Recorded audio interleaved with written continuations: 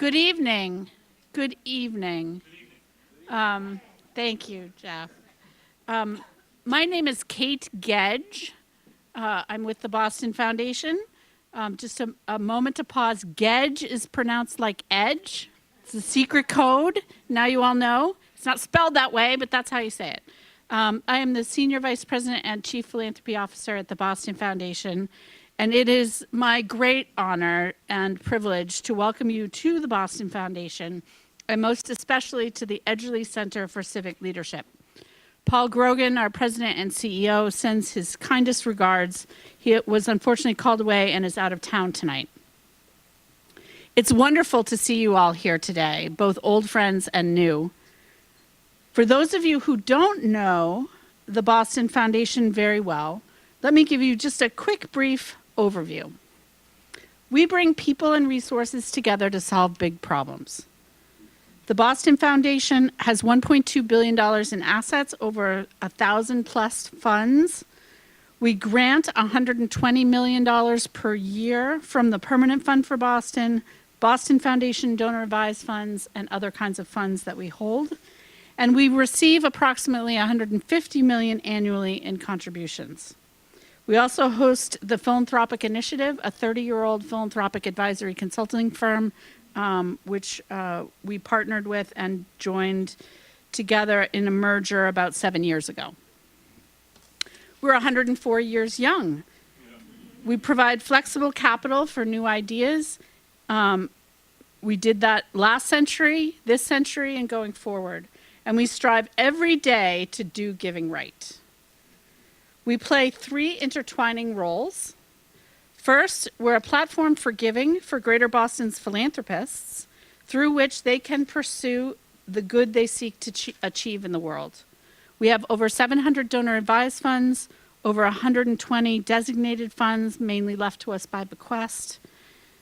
And secondly, we strive to be a model grant maker with our own discretionary resources.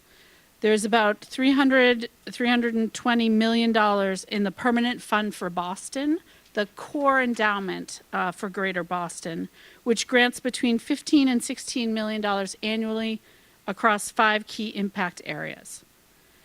And last, but certainly not least, we serve as a convener and partner in developing civic agendas, exploring pressing problems through cutting-edge research, and drive change through coalition building and targeted public policy and advocacy work, our civic leadership role. We are so honored to host the launch of Giving Done Right tonight. Phil Buchanan has taught us so much already about effective giving for lasting impact. He's a wonderful partner and a friend to the foundation. The Center for Effective Philanthropy, over the course of many years, has helped us reflect on best practices and move forward for continuous improvement.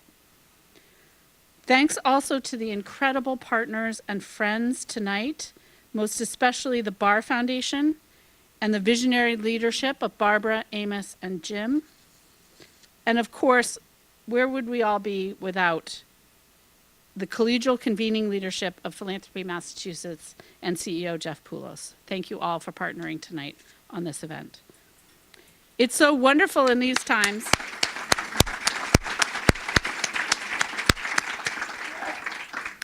It's so wonderful in these times to have a book, nay, more especially the ideas it contains, that celebrates the work we do every day while pushing us hard to be better and to strive harder to be the good we wish to see in the world. Thank you very much for giving us that gift, Phil. It is now my distinct honor and pleasure to welcome to the podium a dear and precious role model to me personally for many, many years. Let me welcome Barbara Hofstetter.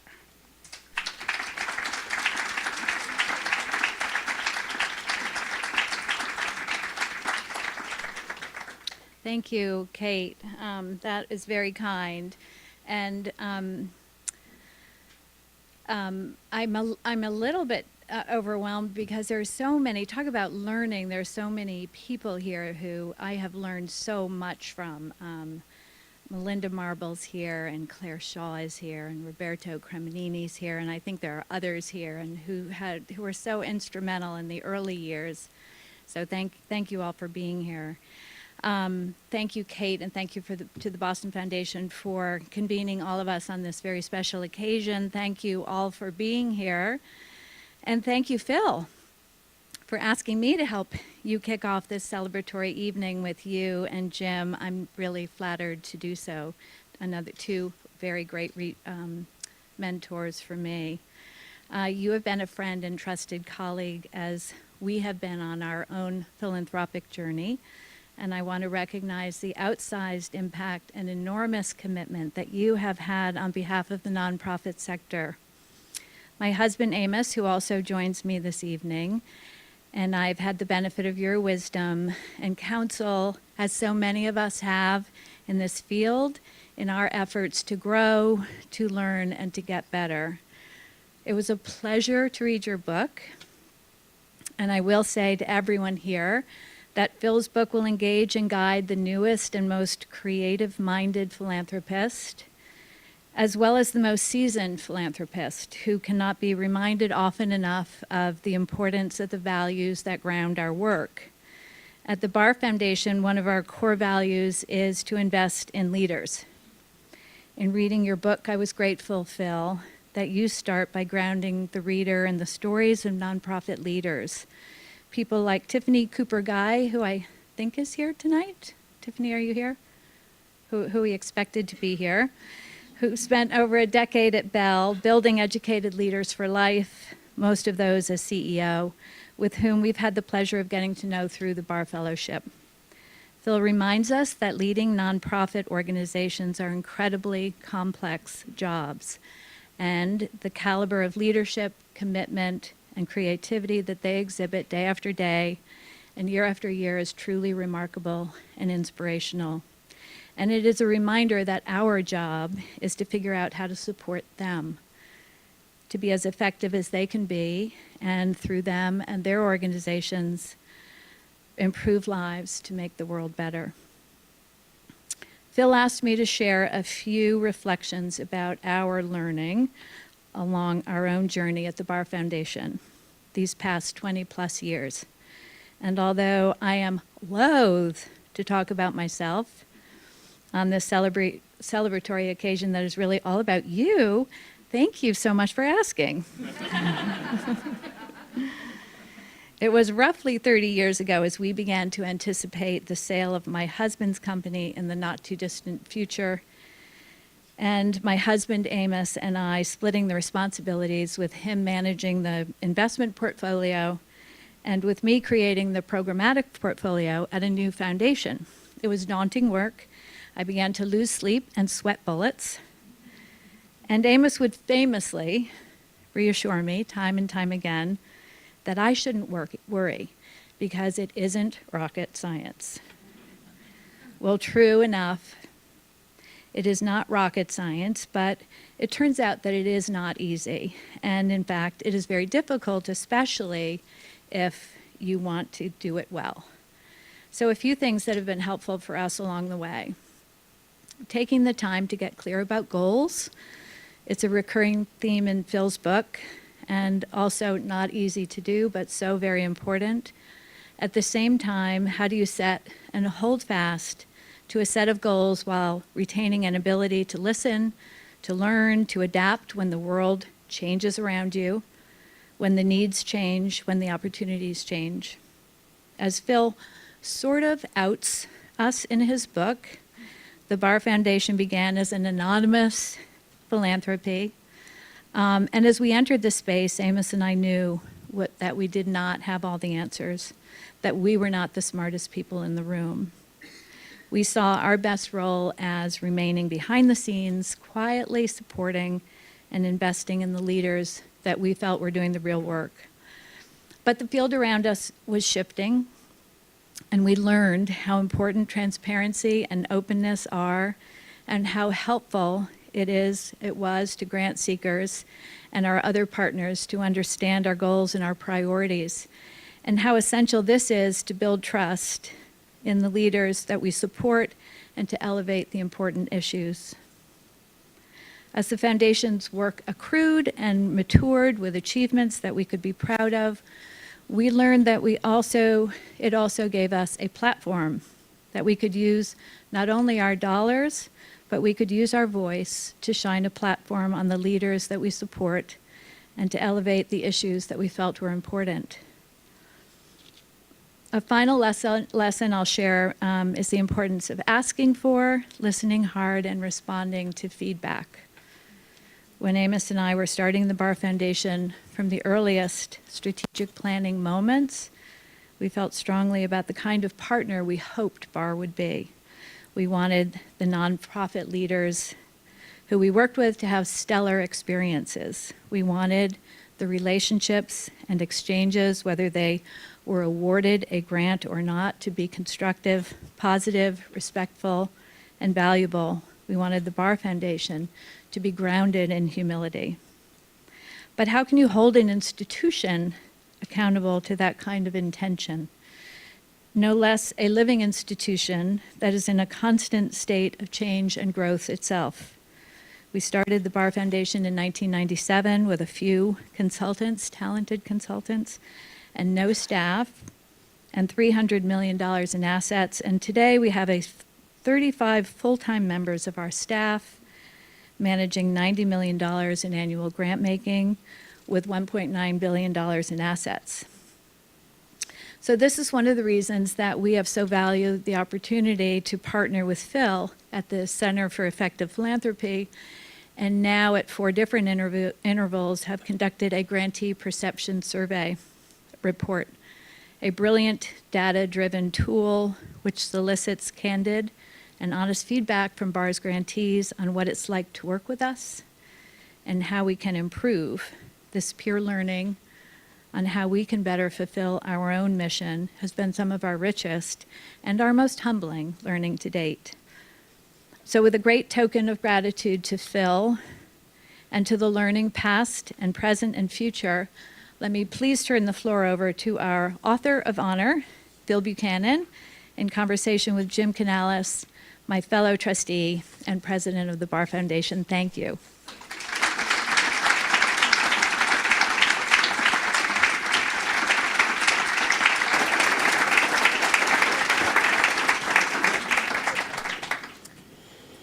Thank you, Barbara, for that gracious introduction. And I have to start by saying, by the way, if any of you follow Phil on Twitter, and if you don't, I suggest that you do. It's always a humorous exercise over the course of your day, at Phil X Buchanan. So I have to say, I've been watching Phil on his book tour, and I noticed that last week he was in New York at the Ford Foundation, a very fancy, august institution, and he was wearing a tie. Then he went to the Hewlett Foundation in Menlo Park in California, where I used to be from, and he was, with an open shirt and no tie. And I thought, okay, now I get the code, sort of East Coast tie, West Coast no tie, and then here he is. And I never wear a tie, and so here I am. So thank you, Phil, for that. But we're going to dive right in and talk about a couple of things. But before we do that, I just want to begin by echoing what Kate said and what Barbara said, which is what a treasure we have in Phil Buchanan. I've had the pleasure of knowing Phil for almost 2 decades. He has been a mentor, he has been a thought partner, he has been an ally, he has been a role model for me leading 2 different foundations. And I know I speak for many of my colleagues in philanthropy who feel exactly the same way for what Phil has contributed to our craft and to our work and even to the values and the way in which we do that work. But I would also add that while Phil has run a great institution and has been out on the speaking circuit, Phil has also been a thought leader. And that's really what I admire about Phil, because Phil has a big institution to run. He has a wonderful family to be a part of. And yet he makes the time to write op-eds, to give speeches, to write books, and to share some of the learning that he's accrued over the years that he's been in the role that he's been with all of us. And that is such a gift. And on behalf of all of us, I want to thank you for that, Phil.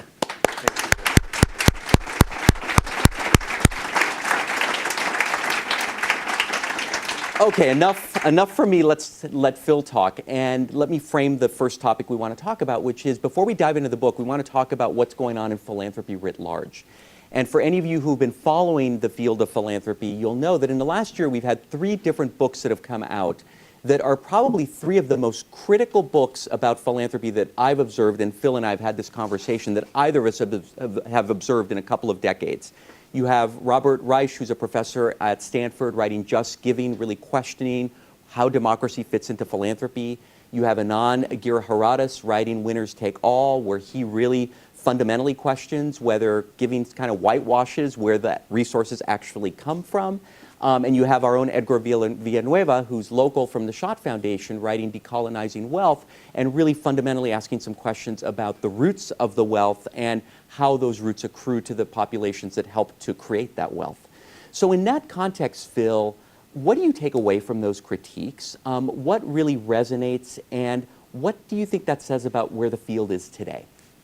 Yeah, I mean, I think it's interesting because 10, 15 years ago, there was precious little critique. And it felt frustrating, actually, to see how donors were heralded for work they hadn't even done yet, right? And I think, critique is healthy and important, and it's the only way we get better.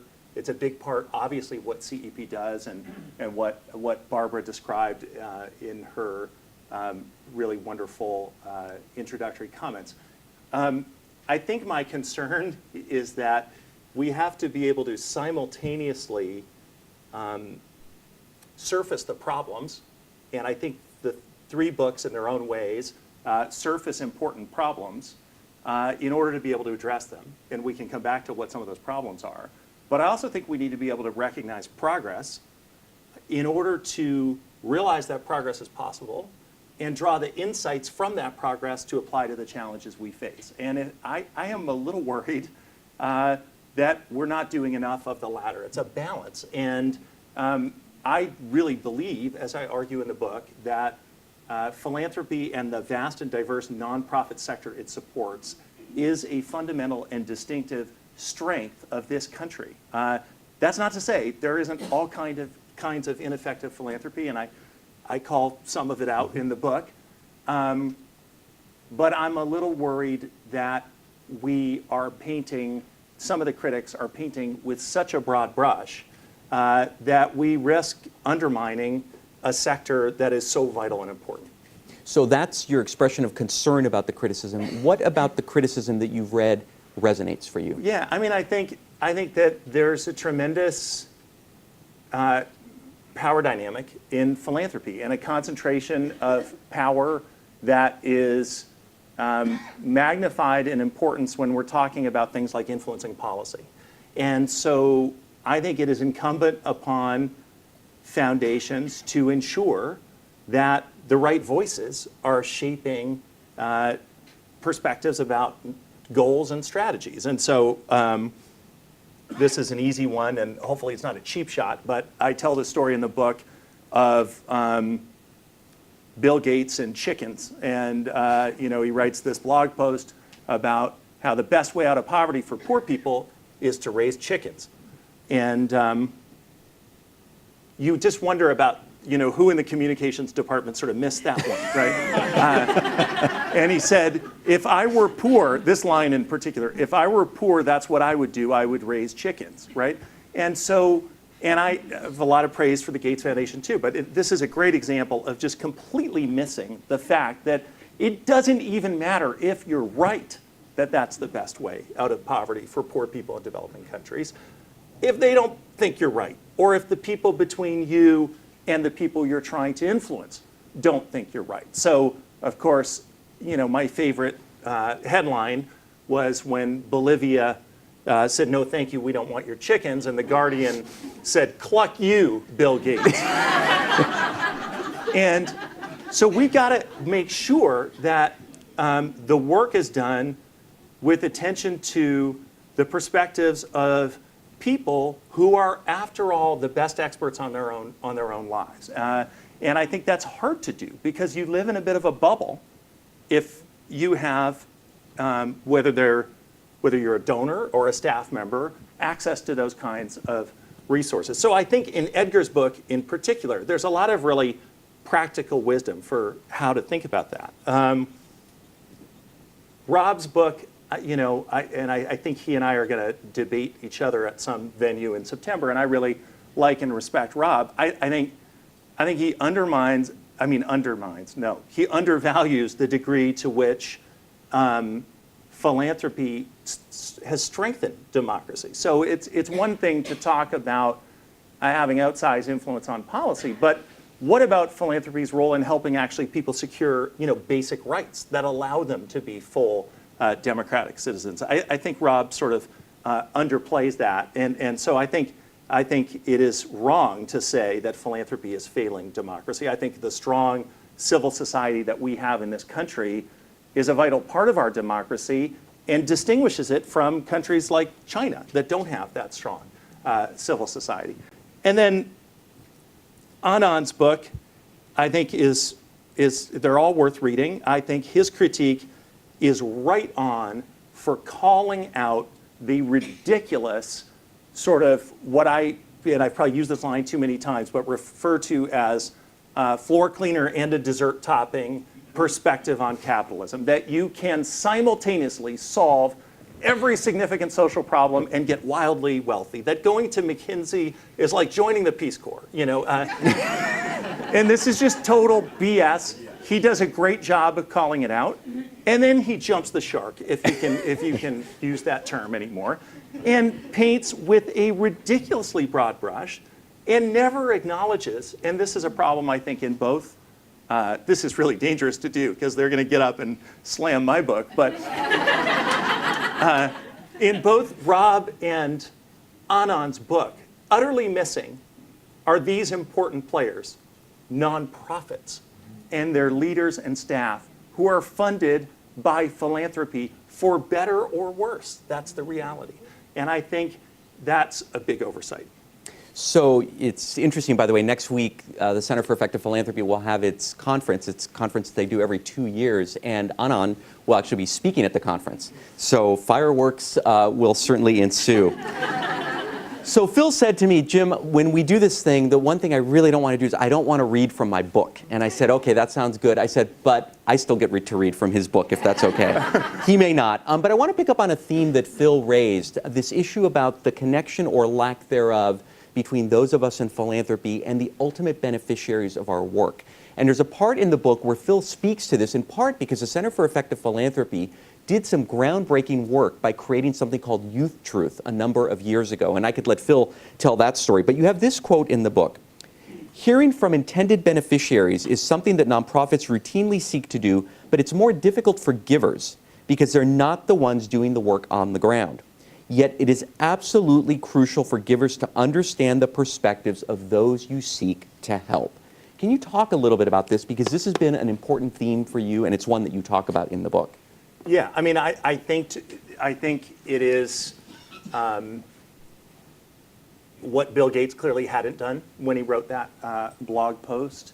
And I think that it is what we have failed to do sufficiently in our conversations about public education in the US, where we have seen failure after failure, as often folks who made their money in technology, where it was an innovation or a breakthrough or an app that got them where they are in terms of their wealth and their business success, have looked for something analogous in education. But if folks had done a better job, and this is where Youth Truth really came to be, hearing from students, they would have understood that it's just not that simple. That the Gates path, which I don't mean to caricature, but more or less looks something like this: break big small schools, big high schools into small schools. Oops, that didn't work. Let's focus on teachers and teacher evaluation and tying it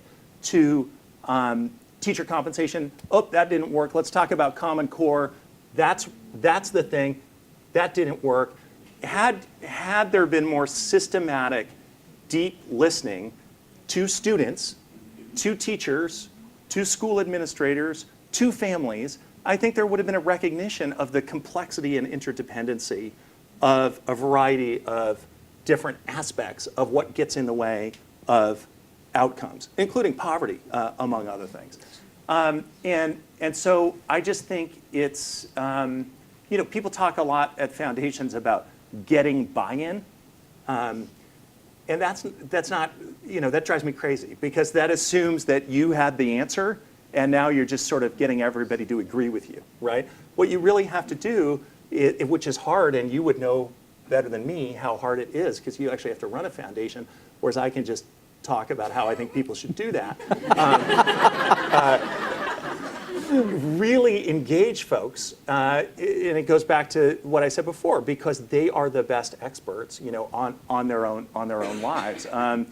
And I think that's true. Yeah, it's true for philanthropists and foundations, and it's true for great nonprofits, that they really deeply engage and hear from people, and that problems emerge and iterate over time. And this is it's messy. It's messy in a way that people who do consulting and want to wrap everything up don't always find easy, and that boards sometimes struggle to embrace. So you work with a lot of foundations. I want to stay on this point of why foundations have not gotten better at listening to the field, listening to beneficiaries. What Right. is your sense of what some of the obstacles? Is it the boards that don't care about that issue? Is it CEOs who don't understand the importance of it? Is it program officers who now come from the nonprofit sector and now want to be able to kind of shape the strategies that they've learned about in the work that they've done? Is it all of the above? Yes. I mean, I think it's all of the above. Yeah, I think that obviously, the one of the main points that I make in the book, in a variety of different ways, with about 100 different examples, is the importation of business frameworks and analogies that lead you down the wrong path. So examples include, our grantees are our customers. And no, they're not actually, because the money's flowing in the opposite direction. The power dynamics are completely different. You have a bad experience as a customer, you don't have to go back. You can trash the place. It's completely different for grantees and foundations, right? I had this funny conversation with the guy behind J.D. Power, the founder of J.D. Power, and he was actually really thoughtful, but he kept trying to convince me that the analogy worked, and he was like, it's the dealer is the customer, and then it's like, no, like, let's just throw this out. It doesn't work. And it happens in strategy too, where I think there's a perspective, and maybe this is only tangentially related to your question, but I'll say it anyway. There's a perspective about strategy that is born out of a competitive dynamic frame, where our strategy has to be ours and nobody else's, and it has to be a unique value proposition, and all of this stuff that doesn't make sense in philanthropy. It has to be shared, and shared not just, and this often gets translated as, funders collaborative, we'll share the strategy. Okay, that's good, that's better than just doing it your own self, but what about the grantees, and what about the folks, who are on the ground or who are affected by the work that you're doing? Really, the strategy's got to be shared that broadly. Now, obviously, I don't want to oversimplify, and I would also say that the context is everything. There are times when you know what needs to be done. And so if we're going to pick, and then you really just want to get it done, right? So, and when you do know that something works, then I think the frame is different. Looking at Mark Edwards, I'm thinking about something like Upstream, which he leads, where it's pretty clear that providing access to more effective contraception is going to be beneficial. And so you really just want folks to get behind just doing that. And there isn't the same kind of questioning of, well, might that not lead to that? We kind of know that it does. And I would argue the same was true in some of Gates's global health work, and not to oversimplify, but people are dying of diseases they don't need to die of. We can immunize, vaccinate, and you can have this incredible achievement, much of which happened before the Gates Foundation was around, but they deserve a fair amount of credit for the more recent part. And the reality is that the childhood mortality rate worldwide in 1960 was 18.5%, and in 2015 it was 4.5%. And this is huge, and this is enormous, and that's there are times where you do have a more top-down model because you know this is what works. But I think those are more the exception than the rule in these complicated and interdependent contexts that we're working. So we started by talking about a number of books in the field. You then made the observation that, in the time that you've been in the field, you hadn't seen kind of this range of criticism Right. In the period. So, and also in the last, say, decade, there have been more and more books written about philanthropy. So let me ask this: why did you write your book? What were you hoping that you were going to contribute to this ongoing understanding of our field? Yeah, I mean, first of all, this would be an opportunity for me to say that people said very nice things at the outset that were very much about me.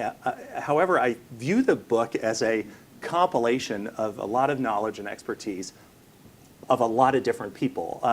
Maybe most importantly, the staff of CEP, many of whom are here, but also board members, individual nonprofit leaders who, like Greg Croteau, who is here, who just allowed me to just hang out with him and watch what he does at UTech. And the amazing work that they do.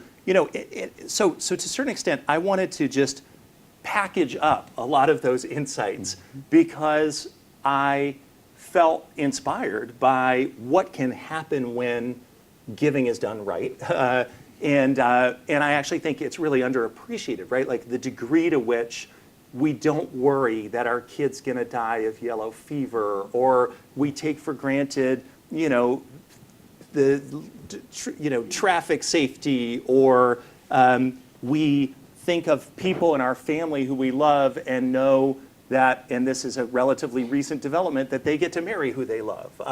These are things that I don't think we celebrate enough and learn from. And so I wanted to sort of provide some of that inspiration. And then I also had a lot of conflicting emotions of frustration with the inevitable making of the entirely predictable errors by especially great big new foundations and their really, really wealthy donors. So when you have the job that I have, and you have to be on the other side of conversations sometimes where people are saying, what we're doing here is unprecedented. It's never been done. We are focused on root causes. And I'm like, I could show you an article from Outlook magazine in 1906 that's basically about how the new donors are focused on root causes, although they don't use that. The author doesn't use that phrase. And it's just like, do I have to watch this train wreck? Is there anything we can do to prevent it? And I'm realistic. Is my book going to prevent it? A man can dream. And then the other part about it, I think, and the last part is there are certain things, and we've talked about this over the years. There are certain things that just haven't changed that I desperately want to change, and not to just be too predictable. But the biggest one is, the lack of flexible and long-term predictable support that funders provide to nonprofits. So we have surveyed like roughly a gazillion nonprofit grantees of foundations. And this emerges as an issue, no matter how you slice it, qualitatively, quantitatively. This matters to nonprofits. And yet, aggregate data, no change. We see funders that regularly use the grantee perception report actually do change their practice, which I think is just a function of if you continually hear like the same criticism over and over, it's kind of like in your family. It's like, oh, gee, I really do talk too much sometimes. Like I've got to work on that. Or I really have to stop just like leaving my stuff on the living room floor like it's really annoying everybody else. Eventually you will change. Maybe. And so, but on the aggregate data, we haven't seen field-wide change. And I thought maybe what we're lacking here is just the human story of what does it mean when, for example, not to pick on him, but when or highlight him again, but when Greg, who is doing this work at UTech, which is literally about life and death, right? Trying to get folks out of gang affiliations, into jobs, get them productive, and has incredible data on recidivism of 10% compared to a state average of 50%. These staff who work at UTEC, the street workers, what are they doing? They're showing up at emergency rooms. They're showing up at funerals. They're visiting jails and prisons because these are the places where you can best recruit people to say, hey, maybe your life should be different, and we're there for you. And then to have to worry about whether you can really pay them a competitive wage, or whether that single-year grant is gonna be re-upped. And it's the same worry that he's got as a woman named Julie Phelps, who I spent time with at a local $1.2 million budget arts organization called Counterpulse in the Bay Area that I just wrote about in the Chronicle. The exact same, totally different organization, doing different things, the exact same issue. Maybe if we put a human face on these stories and put them in context a little bit more, maybe that will help create more change. So those are a few of the reasons. So I'm going to ask one more question, then we're going to open it up for questions from the audience for a few minutes. My other question for you is, what ended up on the cutting room floor? What topic or subject matter did you really want to get in the book, and for whatever set of reasons, it just didn't quite make it? Yeah, I mean, so many folks helped me with this book, and as I mentioned before, and probably the biggest assist came in terms of just like getting me started, was this confluence of you and your colleague Trevor at Barr saying, Phil, maybe you should really take a sabbatical, and the board Not because you were tired or anything like that. Right, and that it would be good for the organization in a variety of ways. And the board of CEP had also been saying that to me, and so I went off, and what I originally wrote was a book for foundation people. And then I started to believe, and a variety of people who gave me advice, that it was believe this too, that it was possible to speak to a broader audience of individual and institutional donors, and that a lot of the essential truths about good giving are true for a program officer, and they're true for someone with a donor-advised fund here at the Boston Foundation. So what that meant is I didn't write about governance. I had a chapter on governance, but it's not in the book. And governance in institutional philanthropy is an absolutely crucial issue, and I think that there is, to put it mildly, enormous room for improvement in terms of the way foundation boards operate. So that was a little bit of a regret not to be able to include some of my observations, because I've been in, and this is an area that you've written a lot about, and I really know that I think we're very aligned about this, which is the absurd waste of opportunity that is the board meeting that is so scripted and sort of pre-arranged that, if Mary gets up to get a cup of coffee, the chair and the CEO are like, that wasn't supposed to happen. Everything has been pre-decided.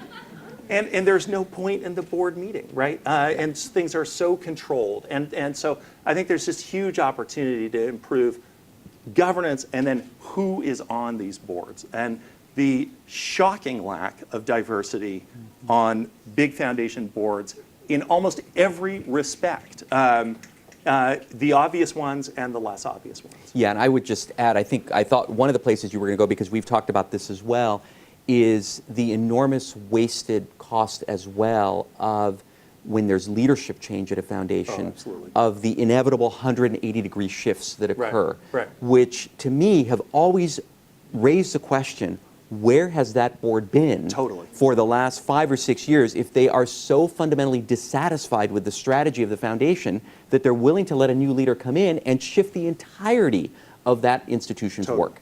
It's just it's so mystifying to me at many levels. Yeah, and I agree completely. And it suggests that at some real basic level, the board's not doing its job. Yeah, I would agree. All right, let's open it up. I'm sure there are questions, please. And tell us who you are. I'm Namrita Kapoor. I'm with the Grow Wealth Family Fund. I'm new to philanthropy. I just joined the family fund. Thank you. I joined the family fund just at the beginning of December. Full disclosure, I have not read your book. That's okay. People have it. Yeah. But thank you for the entertaining conversation here to lay out some of the themes. One of the things I'm wondering about, an observation being kind of new to philanthropy, is there seems to be a little bit of a kind of a flavor of the month issue in philanthropy. Really? And the one that I was focusing on before I was in philanthropy was around impact investing, and that to some degree has seems to have like kind of almost sucked the wind out of philanthropy, Right. because people think, oh well, why give a grant if I can make an investment and get the same benefit Right. And a financial return. Right. And it just seems kind of so naive, especially when you think of the for-profit marketplace, where it's not like when venture capital came up that we said, oh, we'll forget all their types of financing and we'll just do venture capital. Right. Like, clearly diversity is important for any marketplace, even in the philanthropic marketplace. Right. And so I'm just wondering, like, how do we counter this? How do we battle this and keep it and make sure that diversity is there? Because it's, different.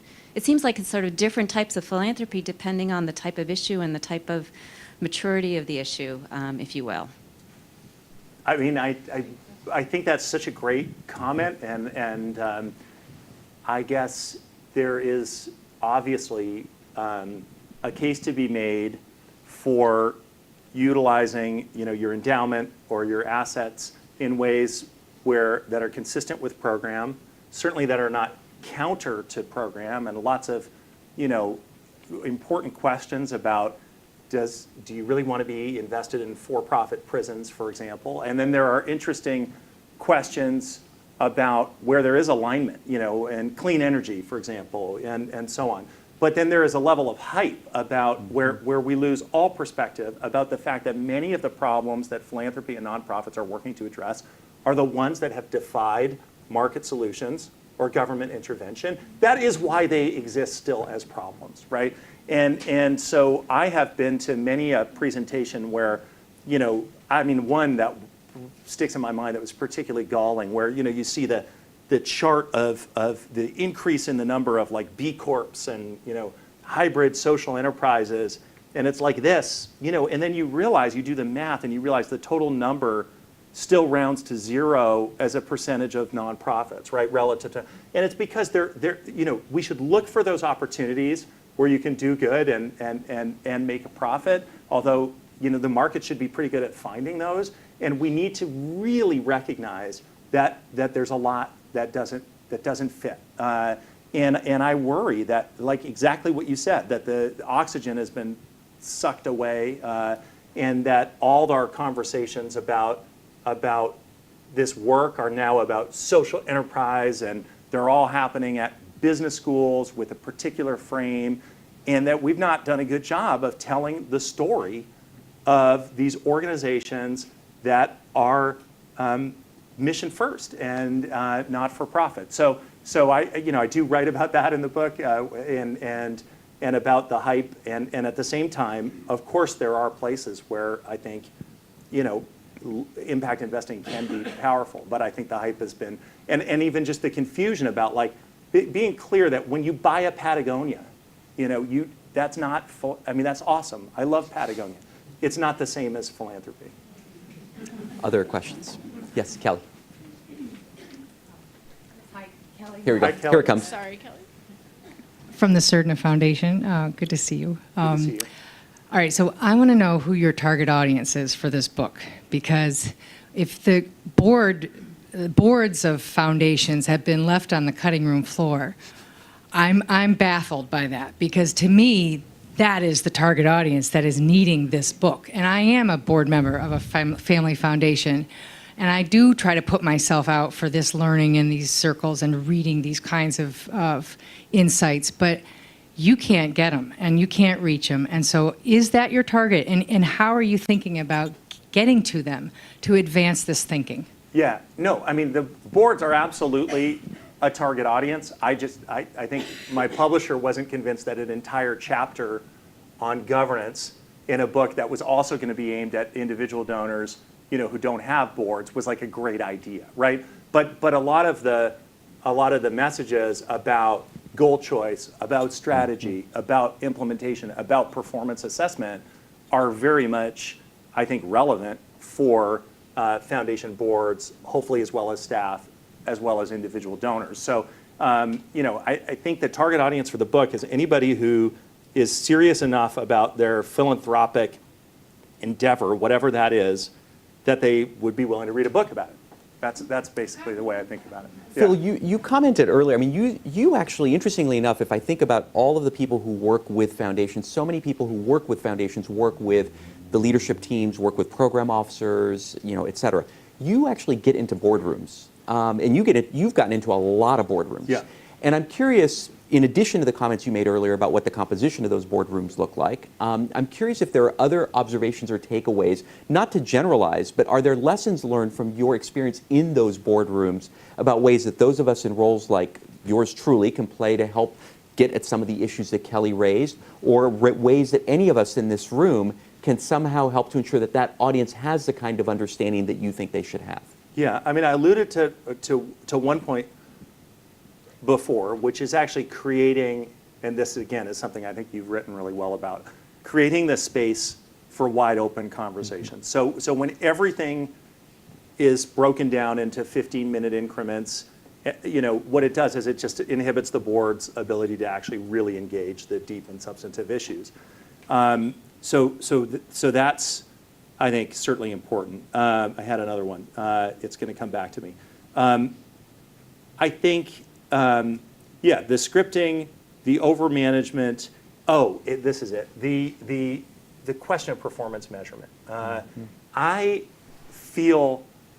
I had this experience. I'll just tell this story. I had this experience relatively recently of a CEO saying, I cannot get my board to understand that measurement is much more difficult and complicated in our world than it is in the worlds that all of them come from. And they want the sort of SROI number, and they want to know that our return was 11x and Hewlett's was only 4 or whatever. And I came and I did a talk, and then there was a dinner after. And I had completely forgotten until someone mentioned another meeting that board had, and it was notable because it was in a particular location 11 years earlier. And I said, oh, you know what, come to think of it, I was at that meeting talking about the exact same thing. and it was really true. That there just this frustration that it cannot be boiled down in the way that board members want it to be boiled down.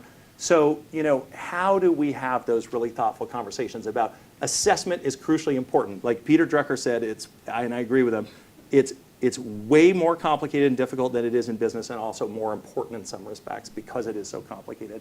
How do we have that conversation and be realistic about what can be known when? And I do think, not to oversimplify, it comes back also to who's in these boardrooms. So I remember when you were at Irvine, correct me if I'm wrong, Steve Schroeder was on your board, Correct. Who had been the president of Robert Wood Johnson Foundation. Why aren't there more examples where you have another foundation leader or nonprofit leaders, Right. Who are woefully underrepresented on big foundation boards, but would bring so much just reality into Right. that boardroom and so much learning and education for the other board members. But yet, it's another venture capitalist and another lawyer. Nothing against venture capitalists and lawyers, but they don't bring any sort of expertise particular to the foundation governance challenge. Phil, thank you. We're at time, and I want to ask one last question of you, which is we're going to, incidentally, the books that are out there, just to be clear, we're not going to have a bookseller. Those books are for free, so you are welcome to take one on your way out, courtesy of all of us who are sponsoring the event this evening. So please take it. Phil is more than happy to sign your books as well, so please feel free to do that as you wish. We're all going to read the book, of course. But assuming we don't get to it maybe as quickly as we'd like to, what's kind of the fundamental takeaway? If you could boil it down, I know you don't want to reduce everything down or boil it down, but what's kind of the key takeaway that you want people to have when they read this book? It reminds me of when I worked at Mount Holyoke. college for the president, and there was a board member who kept saying, your strategic plan has to fit on a business card. And this just infuriated her. She said, I spent 18 months working on this strategic plan, and he tells me it has to fit on a business card. I think it is uniquely challenging and uniquely important work. And if there's one thing that you have to bring to it, I think, if I really had to boil it down to one thing, it is a deep humility and willingness to learn and iterate as you go. Very well put, Phil. And let me just close by saying this, which is that Phil made a very important point that I know he would want me to reiterate, which is there are many people in this room, and especially the members of his team at the Center for Effective Philanthropy, who have contributed to the content in this book. And I want to also share that acknowledgement. And I also want to say tonight is very special because while Phil is out doing these book tours all over the country, I don't think there are going to be too many other evenings where his family, his wife and 2 daughters and his niece are able to be with him on a night like this. So I want to acknowledge their presence, and I know the important role they've played. So with that, we want to thank you, Phil. Thank you.